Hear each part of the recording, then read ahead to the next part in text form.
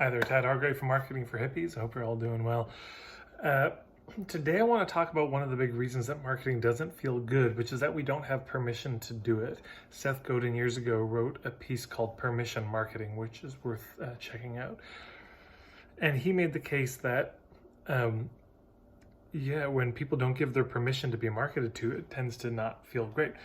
So for example, you go to a networking event and they have a draw for some prize. They say, enter your business card for the draw, but all of a sudden you're on their email list or their mailing list, but you didn't ask to be. This doesn't feel good because, or you meet somebody at a party and you give them your card or exchange contact info and all of a sudden you're on their email list. You didn't give permission for that. You didn't consent to that. So everything you can think about consent from other areas of life applies directly, pretty much 100% in marketing. It's the same thing. It's still relationships. I was in Kelowna years ago and I did a marketing workshop. When I came back from lunch, somebody, a realtor, had put a bunch of business cards and pens on the chairs, branded pen with his name and all this. And I just said to him, I said, you have to take these away. And there were a few reasons. One is he didn't ask my permission. He didn't get my consent for this. And they came for me. They didn't come for him. So this is my group today. And he's hijacking it. It's a parasitical sort of move. And that didn't feel great. Now, if he'd hosted my workshop, and been a really good host, almost certainly I would have said, look, if you're looking for a realtor, this fellow, I've really enjoyed time with him and we talked a bit about his business. I'm very impressed, perhaps. And that could have worked for him. So that's one of the reasons. There was no courtesy in it. The second reason I asked him to remove it is because this doesn't help him. He thinks this is going to help him, but it's not going to help him. It's not good because it's spam. This is basically physical spam that people are getting on their chairs and they don't want it. So nobody's getting back saying, oh my God, a branded pen and a business card. Thank goodness I was dreaming about getting one of these. I was hosting a potluck in this very living room years ago. And it's happened twice where people actually literally started passing around a sign up form to get people to join their email list. And you could see the strangeness of it, and people I came to a community potluck. I didn't come to be networked to this aggressively.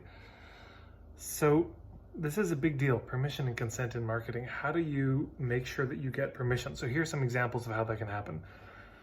When I do my day-long workshops, at the end of it, there's a little follow-up form people can fill out. Their contact info, I do pay what you can, so how much they're going to pay. But also there are a few options they can select. So one might be, I'd like to be on your email list. Just because they come to my workshop, it doesn't mean I add them to my general email list. Number two, do they want to be on the advanced notice list for my puttering sessions that I do, the one-on-one sessions I do while I tidy my house? Number three, do they want to be on the advanced notice list for my mentoring program? Do they want to be on the advanced list thing for my, my weekend workshops that I do? Do they...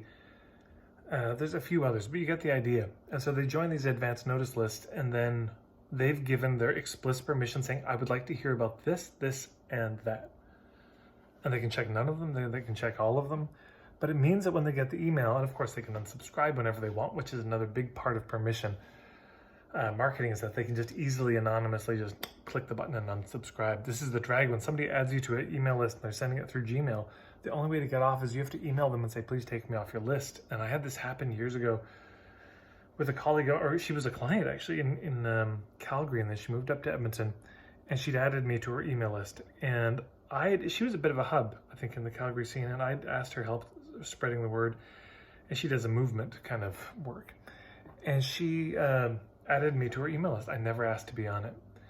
So she would email, through Gmail. Again, it wasn't like a constant contact MailChimp kind of thing.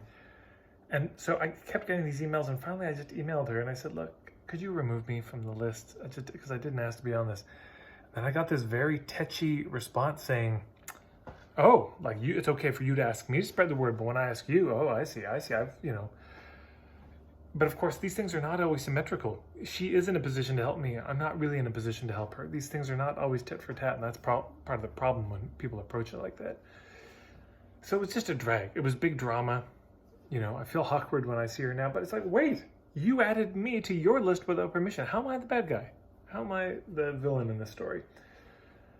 So that's why the little unsubscribe button, and why there's all these laws now. You just have to use those types of systems, when it starts getting formal. But so you see what I'm saying? If people opt in and say, I'd like to hear about this particular thing, I'd like to be on your email list, I'd like to be on advance notice list for this type of thing, then when they hear from you, they're happy to hear from you. And if they stop being happy, they can just remove themselves and everything feels good. It does not feel good when there's no permission. I was dating a woman years ago, and she went for, she was at a cafe, a woman next to her in line, they started up a conversation, and they got along really well. And she said, hey, we should go for coffee sometime. And my friend, being very, very sweet, she was very kind, she said, oh, that'd be great. And so they went for coffee. 5 minutes into that coffee date, it was a presentation for Amway. I mean, a folder came out with, little pieces of paper, and she felt so enraged. And, or you go to an event, you're told it's a workshop, but then it ends up just being a pitch. And you're like, wait, I signed up for a workshop. I didn't sign up to be pitched and persuaded. So very important that people know the context that they're getting into, and that we don't proceed without their consent on these things. And of course, we all, in all sorts of areas of life, battery is low. In all sorts of areas of life, where we don't grow up in a particularly gracious culture that values consent and getting permission. We live in a culture of coercion, and it's everywhere, and we've all been affected by it. So we've all had it done to us. We've all been coerced. We've all coerced people. So it's not a pretty picture, but and so in some ways, then people just normalize it and say, well, that kind of marketing is okay, but it's not okay. It's very important that we get people's permission and proceed with more beauty and more courtesy in the way that we relate to people. And I've talked with a lot of colleagues, and we've commiserated about the times in the past, like, oh my God, these things that we did in the past when we were young and foolish.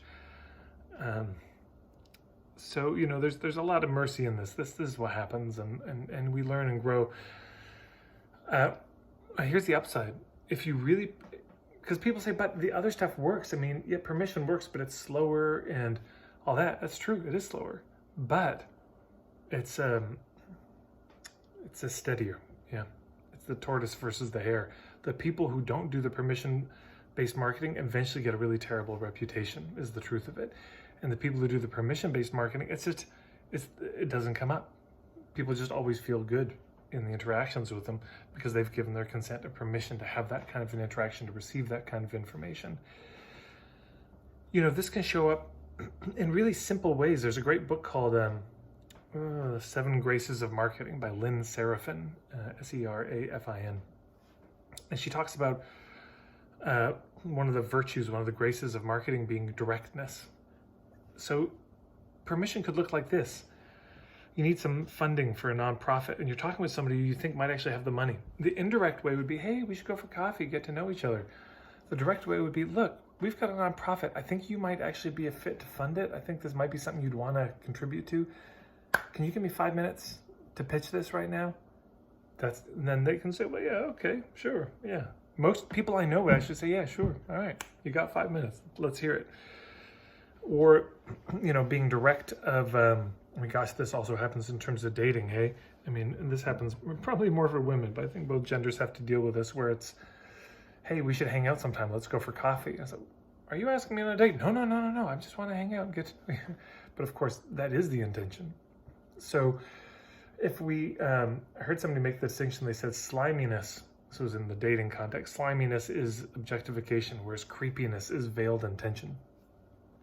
And so, but when we veil our intentions, not only is it creepy and awkward, I did a video a little while ago you can find called The Circle of Awkwardness. Not only is it awkward or creepy or unsettling in some way that people don't understand, there's no permission. Yeah, because they signed up for a coffee date. They didn't sign up to be courted. They didn't sign up for a date. I've been on both sides of that, asking women out and then pretending it was just friends when I was really interested, but I've received that as well. And don't we all just appreciate candor and directness? It's just so kind when people say, look, here's the deal, And in business, of course, that could sound like, look, from what you're saying, I think I could help you, and I don't want to do a big pitch here, but if you'd be open to it, I'd love to share what I do. I don't know if it's a fit. I don't know for sure if this can help you, but I think it might be able to. Would you be open to talking about this? Can you give me 5 minutes? I'll give you the rundown and let me know if you think it's a fit or not. Or would you be open to scheduling a conversation to talk about this? Part of what can help, you can hear in the tone and the wording, is that I'm not sure. I don't know if this is a fit. Maybe this is a good match. If there's this kind of, I don't know, that's better than, I can help you. Let's meet. Let's talk. When's a good time for you? That's very assumptive. And it's not really giving people space to say yes. It's bulldozing people. And Ari Galper, unlockthegame.com. Gosh, if you do sales stuff, you just have to check out his stuff. He had a beautiful thing he would suggest saying at the end of a conversation where, everything's been said. They've shared their situation. You've shared what you can do. Here's the options of what you can spend money on. And then what do you do at the end? And he would just say to people, he'd say, so, where do you think we should go from here? And just leave it up to them and then just zip it, because it's their choice. Yeah. So it's leaving the decision in their court. You've expressed what you think you could do to help. You've expressed maybe that you'd like to help them, that you think you could. You've given them the options. That's all you can do, is just share that, and then you step back. And even that stepping back energetically, God, that's so important. Because once you've expressed interest, it's good to just let them, you can start to see what they do. I mean, certainly you can see this in dating, if you express your interest in somebody and then you walk away, do they approach you again? Do they talk to you again? That tells you a lot. Or do they get really far away from you in the room? That tells you something too. And in business, if you, there's a similar thing. If you express that you think you could help somebody, it's just good to energetically, even physically, take a step back. Sometimes people feel very cornered. And again, that's not a real consensual situation. So it's just like if people keep engaging, that's great. And if they don't, that's also great. It's not a fit. So there's a lot to this. And, again, most of us have screwed this up in a lot of different contexts. And it's not until you look back or somebody points it out, it's like, oh man, that's a lot of pressure to put on it. And again, God bless Ari Galper. He was the first one who really taught me that the biggest skill that we need in sales and marketing, it's not overcoming objections at all. It's identifying when is there pressure being felt and diffusing it. And one of the biggest things that will cause pressure is not getting people's consent, because then some part of them feels like they have to rebel and push back. This is often the tension people feel caught in life, is I either submit or I rebel. And of course, life is not so binary. There's more creative choices than submission or rebellion, but people do feel trapped in one of those too. And so they may submit and sign the contract, decide to work with you, but really just out of submission. And they'll be terrible clients. They'll probably ask for a refund, or they'll just vanish and never use your stuff and bitch about it. Or they rebel and feel like they have to push back against you. So there's a way to do this that isn't either. Yeah, but it's based on getting their permission. It's based on a real practiced courtesy, a very clear, direct communication, a lot of spaciousness.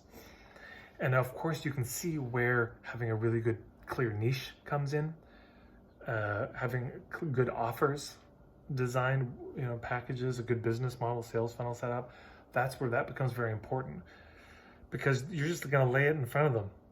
And if what you've designed is really relevant to them, if it seems trustworthy and credible, if the price is good, the relevance, credibility, value I've talked about in other places, if those things are all there, much more, and the risk is reduced. If you go to marketingforhippies.com/risk, you'll see a really robust blog post about this. If all those things are there, it's very likely they say yes and move forward. And if those things aren't there and you say, well, where do you think we should go from here? Almost certainly they'll say, well, nowhere. So, permission doesn't mean we just don't do anything. Well, it's all up to them. It means the heavy work is on our side, designing something so beautiful and wonderful and valuable that they would want to say yes to it. I'll end it there. I could keep going, but this is about 15 minutes. So if you have any comments, reflections, please put them below in the comments there. Maybe there'll be a fodder for a new video. If you have any videos you want me to do, things you'd like me to talk about, I'm very open to that. That's all for today. Thank you so much for tuning in and following my channel. It's a strange world, but I don't mind it at all. Thanks so much.